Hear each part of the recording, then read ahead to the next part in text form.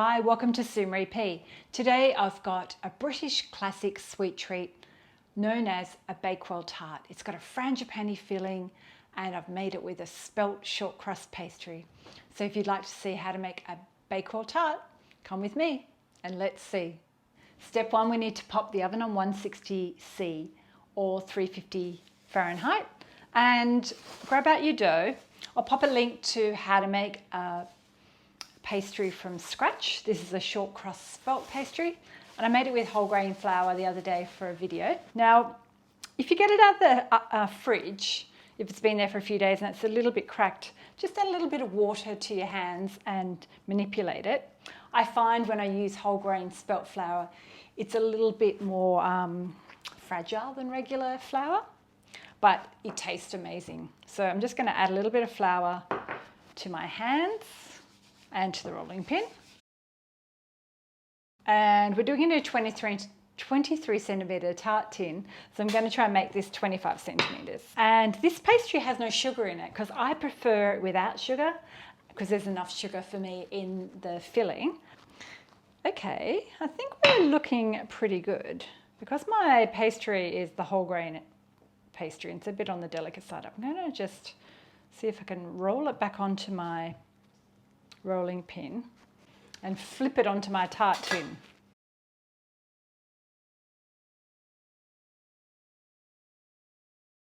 I haven't been making pastry for that long, but even if you think you're the world's worst pastry maker and you mess it up or it's cracked like I've just done, it's really forgiving. You could just kind of patch it up. Okay, so all these leftover little bits, what we do is we grab our rolling pin, and this tin is so great, you just roll it back over and look, it just cuts everything off. All you need to do is make sure it's all neatly into the sides and that's it. No worrying about crimping or getting your edges of your pastry right, and they always come out of this tin. I've never had anything stick. And so I've managed to do my repair work.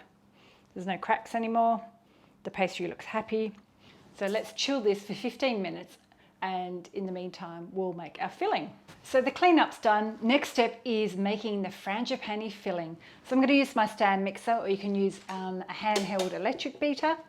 So I've got some butter here. It's softened to room temperature and it's unsalted. 110 grams of caster sugar, so that goes in.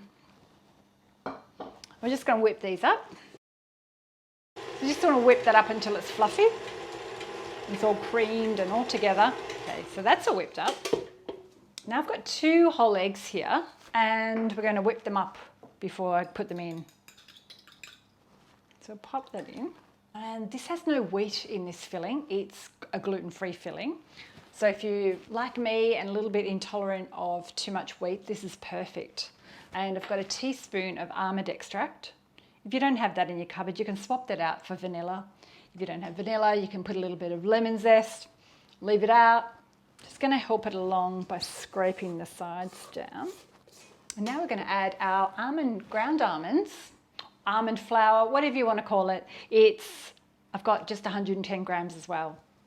So that's about 3/4 of a cup, but I'm going to put all those extra cup measurements over at my website, sumeryp.com. And if you're visiting for the first time, thank you for clicking on. And if you want to consider subscribing, all you need to do is hit the bell and then you get notified when I've got a new video. This year I'm trying to give you 3 new recipes a week.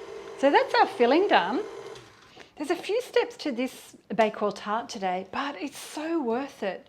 And it seems a little bit complicated, but if you just, enjoy the process and do it step by step, it's not that complicated. So our tart is out of the fridge and we're going to do what's called blind baking. So you need to grab some baking paper or some foil and just snugly fit that into your tart tin. Oh, another tip is make sure you put your tart tin on a little baking tray because then it's easier to get in and out of the oven. So I'm just going to wrap that over the sides. That protects the shell and stops it from browning too much. And then I've got these little ceramic beads which are called baking beads. But if you didn't have those, you could use rice some dried beans, dried lentils, or what one of my cookbooks recommended was to use sugar. And all you do is you put sugar in like I've done here in foil, and then you could just store it in a container and reuse it each time. Another little tip. So you just make sure that the beads are all to the edges. This stops your pastry rising. So we're going to bake this for 10 minutes. Now, if you're doing this recipe and you swap out my spelt flour for regular plain flour, pop that tart shell in for 15 minutes. I just do it for 10 because the whole grain flour tends to brown a little bit quicker. So we just pop the timer on for 10 minutes. Grab the tart out of the oven, just grabbing a tray to put it on.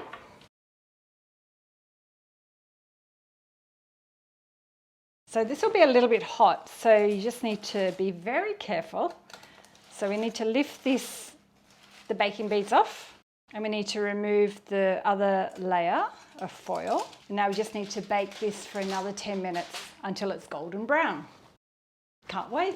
So our tart shell's out of the oven, and so the next step is we're going to add the jam. So I've got some raspberry jam here. I'm just going to add 4 heaped tablespoons.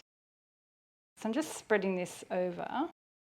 Now I'm going to add the frangipane filling that we did before and just smooth that over the top. So at this stage you can add flaked almonds on the top. I don't have any, so I'm not going to do that today. So I'm just going to pop this in the oven now for 35 to 40 minutes. So the Bakewell Tart's all cooked and I've had it cooling for about an hour. So I'm going to cut it open and have a look. Oh, before we do that, a little bit of a fancy decoration. We've got some icing sugar here. So I'm just dusting it over the top and it makes it look really pretty. Ta-da! So you can serve this warm. I would recommend maybe leaving it for about half an hour before you try cutting it. If not, just let it cool for an hour or so. Let's have a taste. That tastes really good. The pastry is really crunchy and melts in your mouth. And even though I haven't put sugar in the base, you don't really need it. Like there's sugar in the jam and there's sugar in the filling. So I think it's perfect. So let me know if you like my video. Hit the thumbs up, share it with a friend. Sorry, I shouldn't talk with a mouthful. I always do it. Subscribe if you're new here today. And I'll pop a few more links up above of other recipes that you might want to check out. And thank you for watching. And I'll see you next time. Bye. Let me know if you give this a go too. See ya.